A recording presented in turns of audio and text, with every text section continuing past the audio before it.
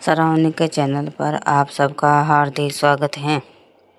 सर्दियों की सुबह थी। सूरज की हल्की किरणें झरनों के बीच से झांक रही थी। दिल्ली के बाहरी इलाके में आश्रय वृद्धा आश्रम नाम का एक छोटा सा घर था। उन लोगों का जिन्हें अपने घरों से बेघर कर दिया गया था। दीवारों पर पुरानी पेंटिंग्स टकी थी। आंगन में तुलसी का पौधा और बगल में झूला, जहाँ हर शाम कोई न कोई अपने अतीत को याद करता। पहला दृश्य नए मेहमान का आगमन। उस दिन एक सफ़ेद कार आश्रय के गेट पर आकर रुकी। बाहर निकले स्तर वर्ष के श्री हरिनारायण शर्मा, सजे हुए कपड़े, सफ़ेद बाल, लेकिन चेहरे पर एक अजीब सी थकान। उनके साथ उनका बेटा राजीव और बहू नीता भी थे। पिताजी, कुछ दिन बस यहाँ रह लीजिए, आपको साथ में रखना हमारे लिए मुश्किल हो गया है। बच्चों की पढ़ाई है, नीता का ऑफिस। राजीव की आवाज़ में झिझक नहीं बल्कि छुटकारे की जल्दी थी। हरिनारायण बस मुस्कुरा दिए, बोले, कुछ नहीं। नीता ने जल्दी से बैग रखे और बोली, यहाँ आपकी अच्छी देखभाल होगी पिताजी, चिंता मत कीजिएगा। गाड़ी चली गई, गेट बंद हो गया और हरिनारायण पहली बार उस जगह में अकेले रह गए जहाँ लोग दुनिया से आखिरी उम्मीद लेकर आते हैं। आश्रय में करीब 30 बुजुर्ग रहते थे। कोई बेटे से छोटा गया, कोई बेटी के घर से लौटाया गया, कोई तो खुद आ गया क्योंकि अपमान सहना नहीं चाहता था। मैनेजर मीरा दीदी सबकी देखभाल करती थी। वो बोली, पंडित जी, अब ये आपका घर है, यहाँ हर किसी की एक कहानी है, आपकी भी होगी। वक्त आने पर सब जान लेंगे। हरिनारायण धीरे धीरे सब में घुलने लगे। वो बच्चों जैसे सबको हंसाने लगे, किसी की दवाई देते, किसी की चाय बनाते, शाम को मंदिर में भजन गाते। उनकी आवाज़ में इतना दर्द था कि सुनने वाले की आंखें नम हो जाती। वही एक महिला थी, सविता देवी।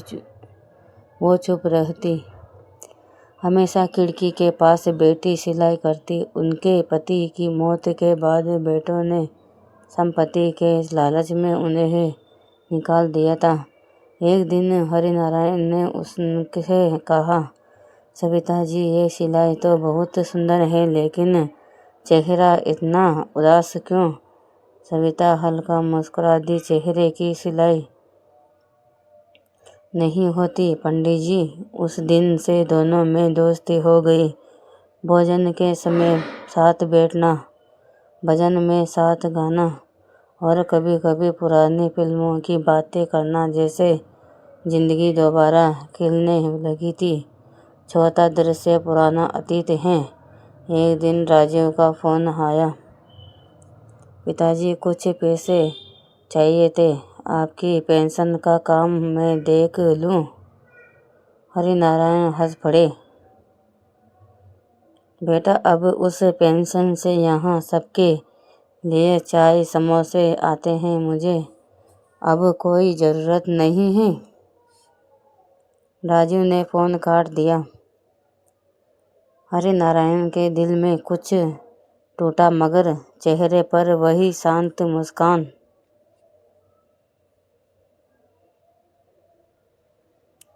मीरा दीदी ने पूछा, दर्द छिपाने में आप माहिर हैं पंडित जी। दर्द अगर दिखा दिया जाए तो वो दूसरों का बोझ बन जाता है। दीदी, आश्रय में एक नेजू की लड़की आरा रोज बुजुर्गों के साथ समय बिताने आती थी। वो उन्हें दादू कहती थी। हरिनारायण को वह अपनी पोती जैसी लगती। वो उसे गाना सिखाते, कविता सुनाते और कहते, आर्या, जब हम बूढ़े हो जाते हैं ना, तो हमें सिर्फ एक कान चाहिए, जो हमारी बातें सुन ले। आर्या रो पड़ी। एक दिन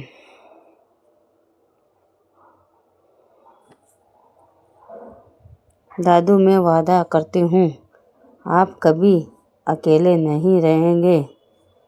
आश्रय की स्थापना की 10वीं सालगिरह आने वाली थी। मीरा दीदी ने सबको बोला, इस बार हम अपने बुजुर्गों की जिंदगी पर नाटक करेंगे। हरि नारायण जी, आप तो लेखक हैं, आप कहानी लिखिए। हरि नारायण जी ने कहानी लिखी, माँ बाप का घर। उसमें दिखाया गया कैसे माता पिता अपने बच्चों के लिए अपना सब कुछ त्याग देते हैं, लेकिन अंत में वही बच्चे उन्हें ही अकेला छोड़ देते हैं। जब नाटक हुआ तो सबकी आंखें भर आई। भीड़ में एक चेहरा था, राजू, जो अपनी बेटी आर्या के साथ आया था। नाटक खत्म होते ही राजू हरि नारायण के पास आया। पिताजी, माफ़ कर दीजिए, मैंने गलती की। माँ की मौत के बाद मैं बहुत बदल गया था। घर अब खाली लगता है आपके बिना। हरि नारायण ने कुछ पल उसे देखा, फिर बोले, बेटा, मैं तो हमेशा तुम्हारे साथ था, बस तुमने देखना बंद कर दिया था। राजीव ने उसके पैर छुए। नीता भी रोते हुए आई। पिताजी, हमें घर चाहिए, हम सब मिलकर फिर से शुरू करेंगे।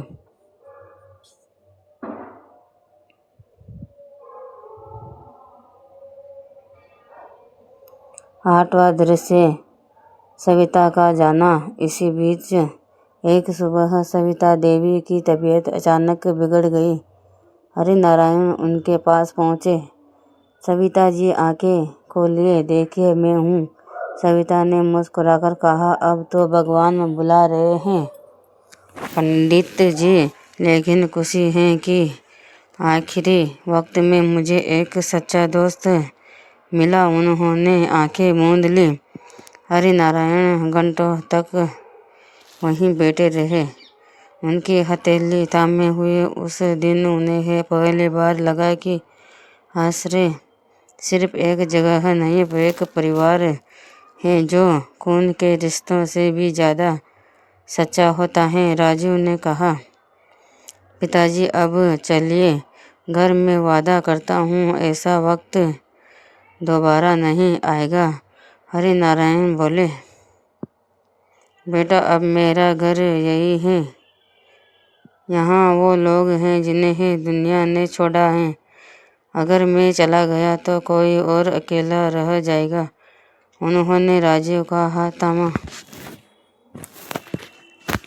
बस कभी कभी मिलने आ जाया करो, यही काफ़ी है। राजीव सिर झुकाकर चला गया, मगर इस बार चेहरे पर शर्म नहीं, गर्व था अपने पिता। कुछ महीने बाद आश्रम में सविता कक्ष बनाया गया। उनकी याद में हरि नारायण रोज वहां जाकर पूजा करते, फूल चढ़ाते। आर्या ने उससे पूछा, दादू, क्या आपको दुख नहीं होता है कि आपका परिवार अब यहाँ नहीं है? हरि नारायण मुस्कुराए। परिवार वो नहीं जो साथ रहता है, परिवार वो है जो याद करता है। और मुझे यकीन है अब मेरा बेटा मुझे याद करता है। सूरज ढल रहा था। हरि नारायण ने अपने चश्मे उतारे, तुलसी को पानी दिया और आसमान की ओर देखा, जैसे कह रहे हो, भगवान, अब मेरा दिल हल्का है। वो आखिरी आशियाना सिर्फ एक वृद्धाश्रम की कहानी नहीं, बल्कि हर उस माँ बाप की दास्तान है जो अपने बच्चों के लिए सब कुछ छोड़ देते हैं और बदले में सिर्फ थोड़ी सी मोहब्बत चाहते हैं। कहानी यही सिखाती है, माँ बाप को वृद्ध आश्रम मत भेजो, उनके दिल का आश्रम बनो।